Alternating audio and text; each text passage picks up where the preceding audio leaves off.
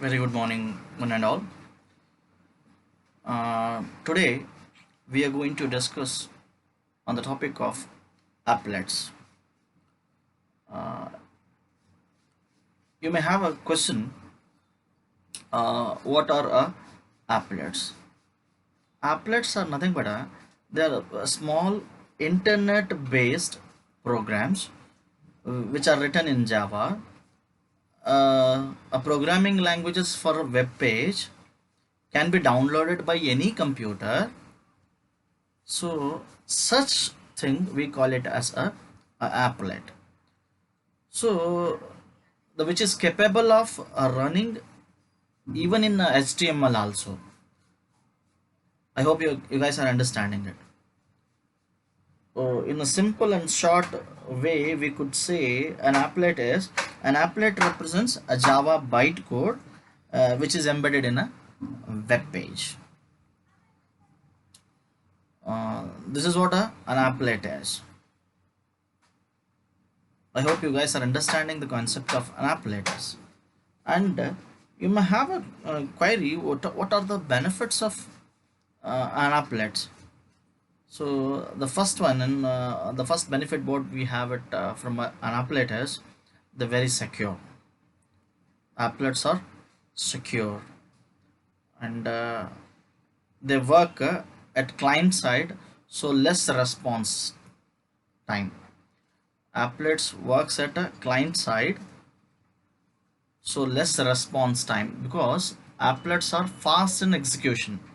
That's the reason we say it's a benefit. And applets can be executed by browsers running under different platforms. The disadvantage or a drawback of an applet, what we could say is the major is plugins of applets.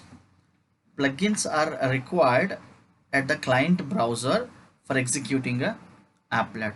This may be a drawback because at the client side when you try to run this applet program, so what it does, it mandatory it asks for a plugin.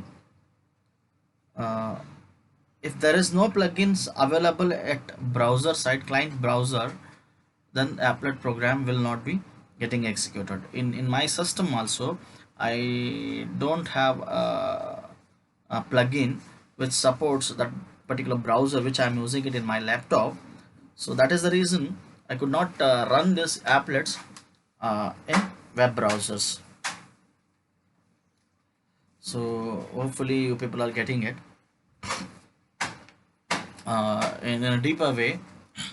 Let us understand what does an applet is. An applet represents Java bytecode which is embedded in a web page. As I have said it, an applet is a panel that allows interaction with a Java program, which allows us to interact with a Java program. So maybe we might have used uh, the programs earlier cases. Those are console based applications, we can say it console based applications. But when we started using applet, like we could interact with one another. Applet represents Java bytecode which embedded in a web page and can run from a browser. See, we write a applet somewhere and we run it somewhere. The two different uh, modes we could call it as. You need a special HTML in the web page to tell the browser about the applet. That is what plugins we required it. For security reasons, applet run in a sandbox. Sandbox in order to secure the programs which we run it. So that is the reason applet should run it in a sandbox. And you may have a question, what does a sandbox mean? Applets cannot interact and spoil the resources of the client system, hence they are harmless. This restricted environment where applets are executed is called as a sandbox. That is what we call it as sandbox. Is also a browser. The sandbox in the statement you could read it out. For security reasons, applet run in a sandbox.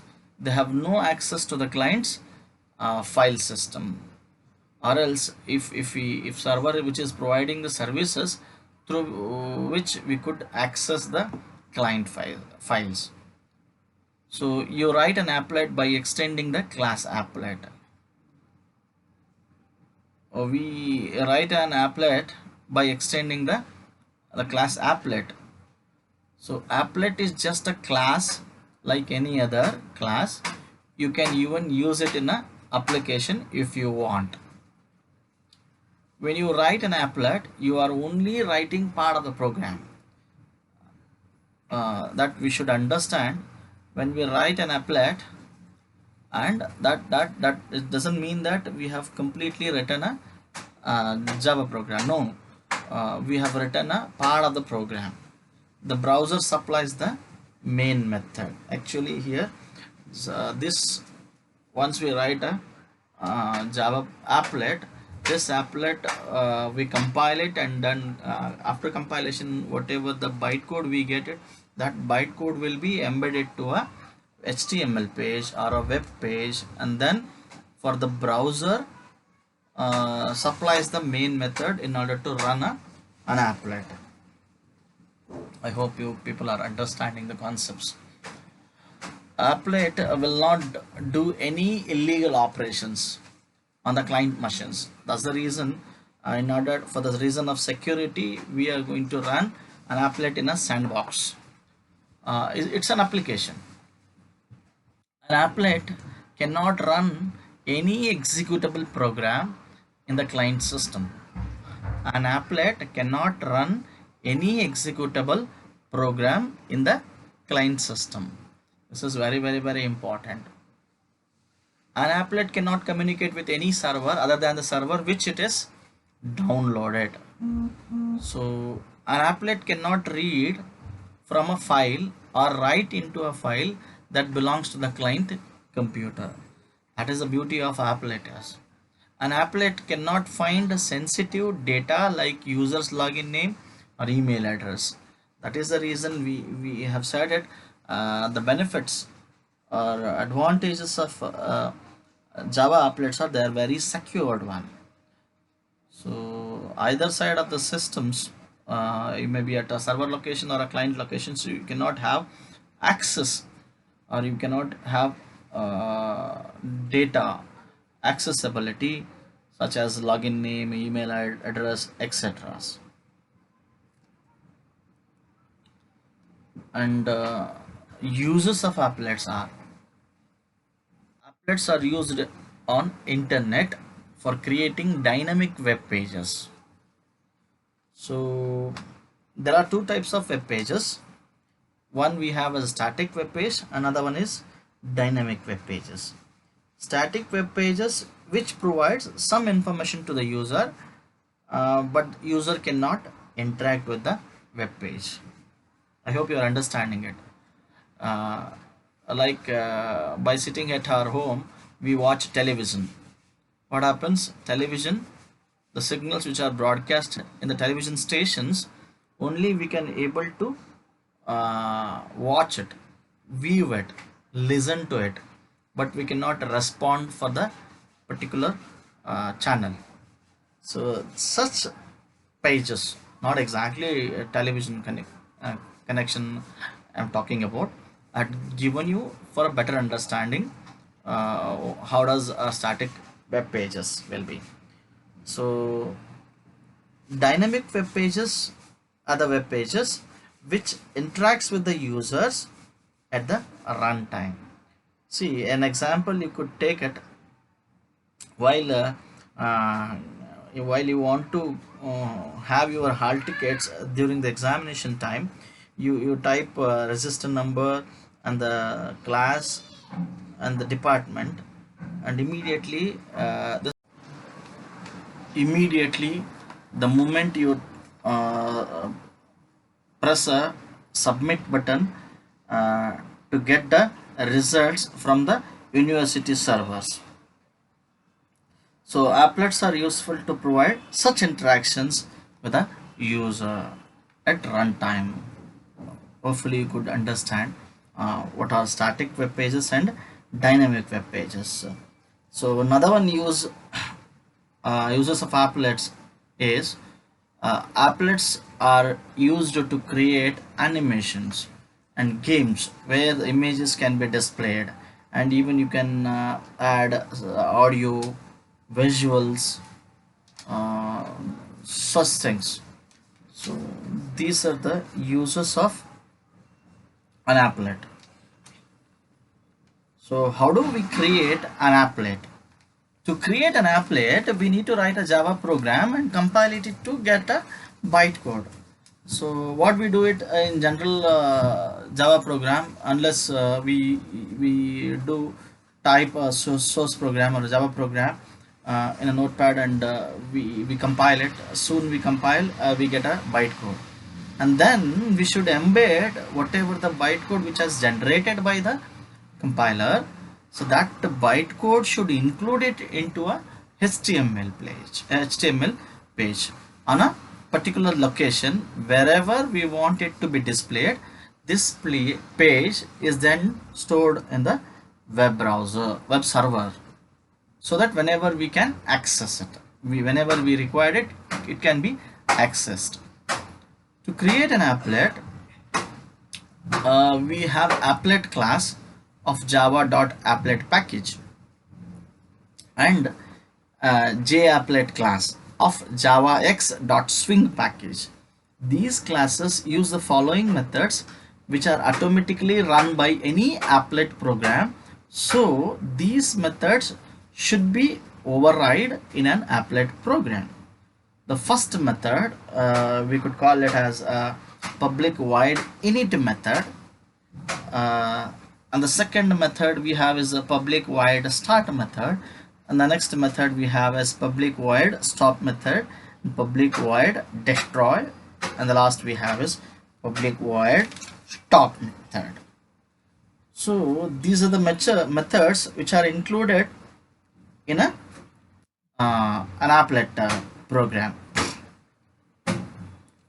So what exactly these methods are? Nothing but, so generally we say an applet undergoes various stages between its creation of objects and object removal, as the work of the applet will get done.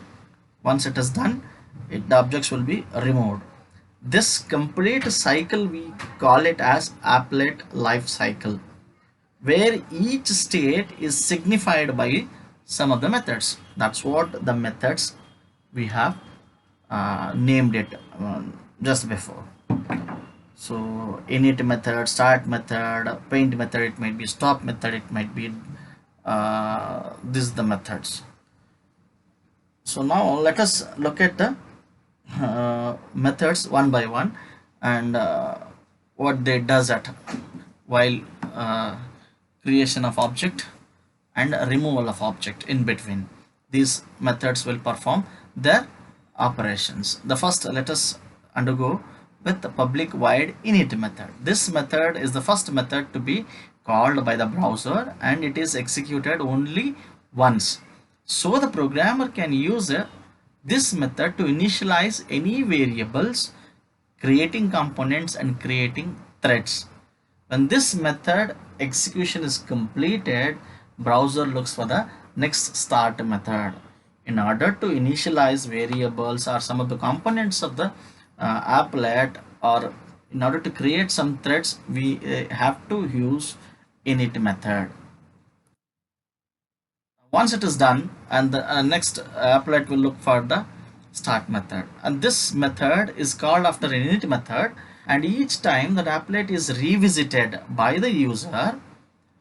For example, if a user has minimized the web page that contains the applet and moved to another page, suppose assume that if I minimize this PPT and then I try to access some other pages. You could see this like this. I've moved on to a DOS prompt. So this indicates that the start method is revisited. Start method execution will resume. Am I clear for you? Okay. And the next immediately stop method. This method is called by the browser when the applet is to be stopped. If the user minimizes the web page, and then this method is called, and when the user again comes back to this page and again start method is called. See here, start and stop methods will be resume one after the another. See what actually happening here. When I minimize, stop method is called. When I again activate the particular window, and then start method is invoked. Fine. So next we have destroy method. This method is called when the applet is being terminated from memory. So when you want to remove an object, and then destroy method will be called. And next we have stop method. Stop method will always be called before destroy. The code related to releasing the memory allocated to the applet and stopping any running threads should be written in this method. See, stop method has to be called before we destroy the object from the memory. Hopefully you people are understanding it. And the next you could see uh, how these applets can be embedded into a HTML page. In order to embed, you need to follow this the tag, which this tag has to be used in HTML page. The tag named it as applet tag. That applet tag is useful to embed an applet into an HTML. It has the following form. This is general form, we can call it as, in which it has applet code, which is the name of the applet class file. That is, once you get a class file, right, that class file name you should write it, include it into the applet code place, and code base path of the applet in pixels, that you could specify the path and height, maximum height of a applet in pixels, and width, maximum width of the applet in pixels. So alignment left, right, top, bottom, and middle, and alternative text to be displayed. If at all, if you want to display any other alternative name apart from this, you could display it. But next we have parameter name, and value. You have to specify this and close the applet tag. This you must follow, or you must include this tag into a HTML page. So let us look at some examples to execute applet. First, let us run a small applet program. You could see this, import java.awt is a package. First two statements which are importing statements, that is, the package has to be imported. One is AWT package and applet package, and then I have created Java applet class as of my applet, which is extending the applet class, and then I've called two methods. One is init method and paint method. In init method, I'm just initializing the color, yellow color, and in paint method, I'm just trying to print hello students at positions x and y positions 50 and 100th place location. This statement has to be printed. So first you have to write this. Once you have written this, and then you must go for a HTML page, and you should write an HTML page, and which you have to embed it. Once you have written that, and then you have to go for a command prompt and run that class file. See, once you compiled uh, Java applet, and then immediately you get a class file, name it as my applet dot class. So you have to copy this and embed it into a HTML page. For that I have I've written a simple HTML. I've designed it very simple HTML page with HTML tag. I opened an HTML tag, and then I have opened a applet tag code. In the code, I have embedded uh, my applet. This one, my applet class, applet dot class file, a bytecode, and the size I have mentioned it. And then I'll save this as of a my.html, my applet.html. I have to save this as of my applet.html. Whatever the name, you can specify it. So hope you people are understanding it. So once you are done with this, and then you need to go to a command prompt or an HTML page which you have saved it as a myapplet.html. You just click onto it, so you could find it. It should run this applet, but in my case, as I have said it, I have no plugins which is installed it into a in my browsers. So that is the reason I'm just executing this with help of command prompt itself, by using a command as of applet viewer my applet.html. Once you done this, you could see this hello students, the message which I have used it here, and at x and y positions it has been displaying it. I hope you're understanding the concepts. So you could see this applet, restart, reload, stop, save. Let me stop this. So it has been stopped. Now stop method has invoked, and you could restart it. Now start method has called, and now you can quit. Quit in the sense, now stop method has been invoked. So let us look at into another program where you could see that some sum of two numbers by using applet will do it. So here we have written this program. So I've added some logic in order to display it. I have used some text fields, text boxes, where I've created onto a applet, and I'm trying to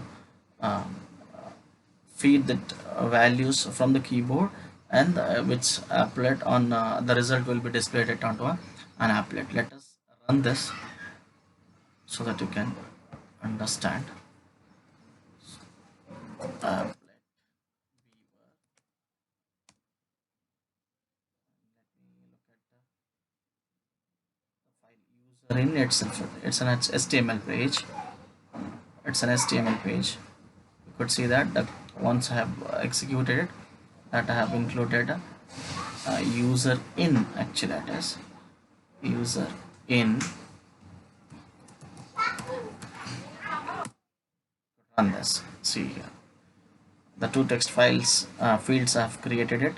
Now I'm supplying this the values from the keyboard. Just you could see that once I enter it, the result will be displayed onto the app. You could see this. Hope you can understand this. Stop this. Quite this. So one more program we'll look at into this, in order to use animation, how to use this applet in an animations. See, I have written a class, named it as of animation, which extends an applet. And in this case I've used a paint method, and then created a three objects for the image class, and then drawn the three images in the paint, and I have saved it as of a GIF file, as a figure GIF, figure GIF 1 GIF, figure 2 GIF. And what I did it, I have I'm expecting an exception while which is getting executed. So what I have done it is, in order to animate this, I have used it into a loop, and then whatever the exception which is getting, which I am expecting it, that may be caught, that is interrupted exception, so that will be caught. And I've used the stop method and destroy method. So then later what I have done it, I have written a I have embedded the class file into this uh, animate.html page, so you could see that. And then I will run this program so that you can understand. You could see that how animation is done at applet viewer animate.html.